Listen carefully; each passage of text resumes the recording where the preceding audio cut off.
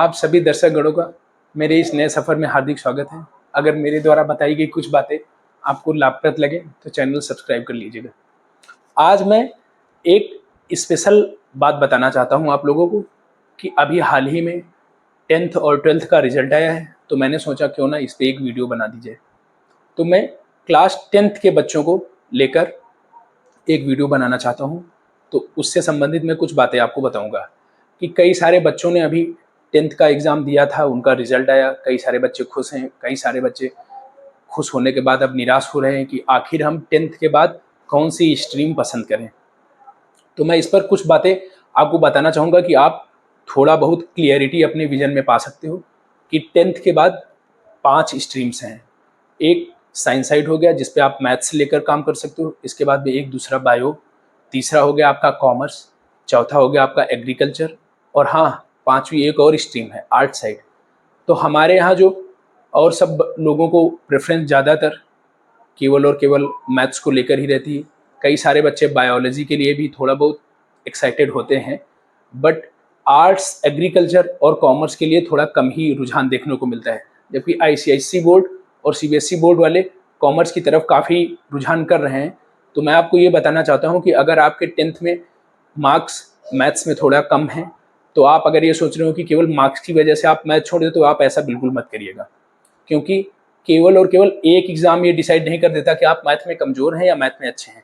तो इस वजह से जो सबसे ज़्यादा ज़रूरी चीज़ ये है कि अगर आप मैथ में थोड़ा बहुत भी वीक हैं, अगर आपको मैथ अच्छी लगती है तो आप। और हाँ, दूसरी बात, अगर आप बायोलॉजी में अच्छे हैं, किसी कारणवश सोसाइटी के प्रेशर से आप मैथ्स लेना चाह रहे हो, तो मैं कहूँगा बिल्कुल सोसाइटी का प्रेशर मत लीजिए, आप बायोलॉजी लीजिए। क्योंकि आफ्टर 12th बायोलॉजी में भी कई सारे ऐसे स्ट्रीम्स हैं जिसमें आप जाकर अच्छा कर सकते हो। उसके बाद में तीसरा, अगर आर्ट्स आपकी अच्छी है, आप मैथ्स और बायोलॉजी से नहीं करना चाहते हो, तो आप आर्ट्स भी ले सकते हो।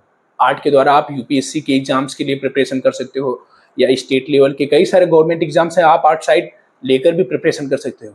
तो मुझे बस आपको केवल एक यही बात बतानी है कि आपको जो सब्जेक्ट अच्छा लगता हो, आपको इन पांचों सब्जेक्ट्स में जो अच्छा लगता हो, जिनको एग्रीकल्चर अच्छा लगता है, थोड़ा कृषि के बारे में रुझान है, या ग्रामीण बच्चे हैं जो कृषि के बारे में थोड़ी बहुत जानकारी लेना चाहते हैं, या अपने मत्स्य पालन या कीटनाशकों का प्रयोग कैसे करना है, ये कई सारी बातें हैं।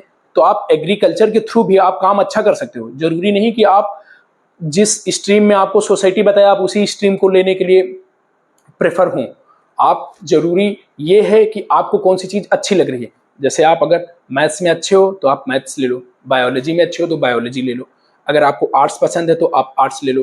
कॉमर्स तो अब कई सारे बच्चे ले रहे हैं, क्योंकि जैसे जैसे सोसाइटी में थोड़ा चेंज आ रहा है, या जैसे जैसे बिजनेस में लोगों का मन बन रहा है कि नहीं अब हमको ये करना चाहिए, आफ्टर 12th मैं बिजनेस में जाना चाहता हूँ, तो लोग कॉमर्स भी ले रहे हैं।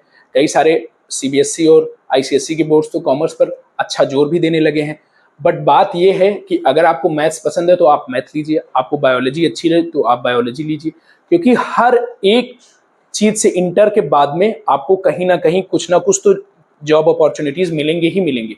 और ऐसा नहीं है कि आप बायोलॉजी लेने के बाद आप नीट की प्रिपरेशन कर सकते हो, आफ्टर 12th मैथ्स लेने के बाद आप इंजीनियरिंग सर्विसेज की तरफ जा सकते हो, आर्ट्स साइड होने के बाद आप गवर्नमेंट एग्जाम्स की प्रिपरेशन कर सकते हो, एग्रीकल्चर से करने के बाद में आपको कई सारी अपॉर्चुनिटीज़ मिलेंगी, जॉब्स आती रहती है। आप एग्रीकल्चर से 12th के बाद करने के बाद में भी आप उधर भी जा सकते हो। कॉमर्स करने के बाद में आप खुद के बिजनेस के लिए सोच सकते हो, या फिर आगे कुछ भी आप कर सकते हो। जैसे जैसे वैकेंसीज आती जाएंगी तो हर एक स्ट्रीम से करने पर आपको कुछ ना कुछ तो फ़ायदा मिलेगा ही मिलेगा।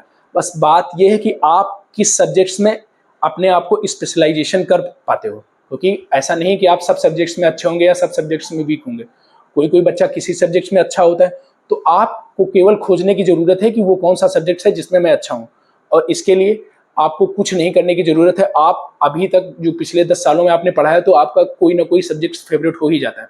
तो जैसे अगर आपका कोई सब्जेक्ट फेवरेट है, तो मैं यही कहूँगा कि आप उसी स्ट्रीम में जाने की कोशिश करें। क्योंकि हो सकता है कि आप चेंजमेंट करने के चक्कर में या गार्जियंस के प्रेशर में आप स्ट्रीम तो बदल देंगे, फिर आपका पढ़ने में भी मन नहीं लग सकता है, और पढ़ने में मन ना लगने की वजह से आप डिप्रेशन में भी जा सकते हो। तो सबसे अच्छी बात यह है कि जो आपको अच्छा लगता है आप वही करिए। हर एक स्ट्रीम से करने के बाद आपको अपॉर्चुनिटीज़ ढेर सारी मिलेंगी। वो कोई भी ऐसा करियर नहीं है जो इन 5 स्ट्रीम्स के केवल एक पर ही फोकस करने से मिल जाए। हर स्ट्रीम पर आपको फोकस करना पड़ेगा। हाँ, ये है कि किसी स्ट्रीम में आपको ज़्यादा मेहनत करनी पड़ सकती है, किसी स्ट्रीम में आपको कम मेहनत करनी पड़ सकती है। ज़्यादा मेहनत करने से आपको ज़्यादा ही अच्छा परिणाम मिलेगा, कम मेहनत करने से तो परिणाम मिलेगा ही मिलेगा। ज़्यादा अच्छा मेहनत करेंगे तो आप ज़्यादा अच्छे परिणाम पाएंगे।